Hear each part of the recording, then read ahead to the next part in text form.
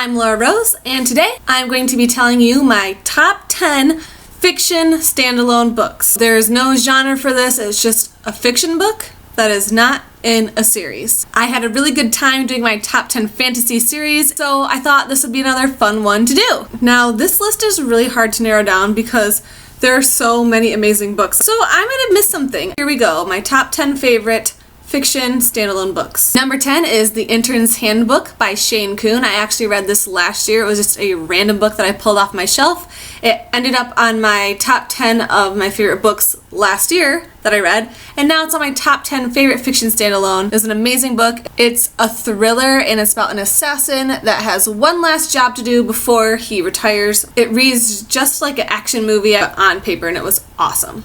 So if you like action, thriller, and suspense, check that one out. Number 9, I'm going to put The Alchemist by Paulo Coelho. Paulo Coelho. Say that 5 times fast. Paulo Coelho. Nailed it. The Alchemist is something I read I think a couple years ago. It's motivational and really inspiring. After I read it, I just felt really good. I really love a good motivational read. I love self-help books, which you'll see on my nonfiction top 10. For number 8, I'm going to say A Separate Piece by John Knowles. The coming of age story is one of my favorites. There's so much angst. Angst. So A Separate Piece is a great coming of age tale, and it's about 2 friends at private school and an accident that happens and what happens afterward. Number 7 is Something Missing by Matthew Dix. This is a story about a guy who breaks into people's houses and steals things that he know they won't notice is missing. If someone broke into your house and went into your closet and stole 2 rolls of toilet paper, you would never notice, right? So he lives his whole life going through different houses and stealing those things. When I read this book, I loved it. It was such an interesting concept. If that sounds interesting to you, you should go check it out. Something Missing by Matthew Dix. Number 6, I'm going to say It's Kind of a Funny Story by Ned Vizzeni.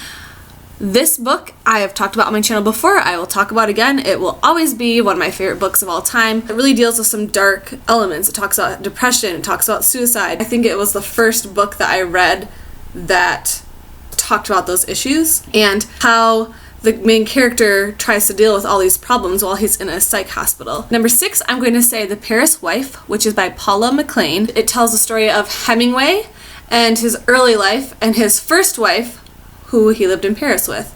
And oh my gosh, I know people are obsessed with Hemingway, but he was just such a dick. It's told from his first wife's point of view and what it's like to support him while he's writing, have him hit it big, and then be there supporting this tortured artist. It was just so fascinating, especially since it happened in real life. So of course it's a fictionalized novel, but these people were real, and some of the bigger events that happened in the book happened in real life. Number 4 is The Help by Catherine Sackett. If you haven't heard of this book, I'm really surprised by that. But The Help is the story of women fighting for their civil rights. All these strong black women and the little white girl who agrees to tell their stories for them because they can't do it themselves. So she writes a book about what they've gone through. And it is awesome. Number 3 for my top 10 favorite fiction standalone books is going to be In Cold Blood by Truman Capote.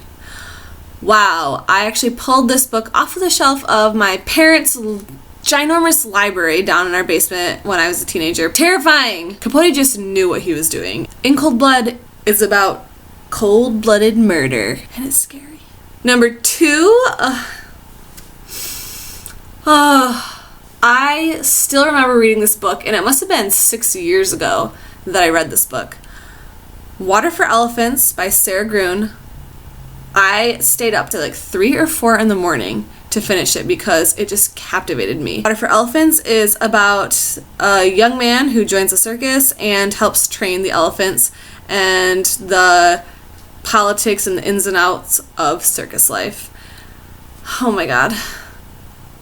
I'm just thinking about how good it is because it's so good and I want to read it again now. Number 1 on my favorite standalone fiction books is The Night Circus by Erin Morgenstern. Maybe I should read more books about circuses. That's number 1 and 2 on my top 10 list. The Night Circus is a fantasy novel about 2 magicians who are trained in 2 different styles, and their whole lives they are raised to be nemesis, and they start a circus where they build different displays and different tents and different acts with their magic, and it's essentially a competition. And as time goes on, they just keep doing bigger and better displays of their magic. Over the years, they start to learn to respect each other while they compete. It's so whimsical, it's so mystical, it just is like everything you want from a fantasy book that just kind of sweeps you away. It's just like a circus. It's just magical. There you have it, my favorite top 10 standalone fiction novels. Let me know what your top 10 are, and if you love anything on this list, if you haven't read it, if you think I'm crazy for some of the stuff, you know,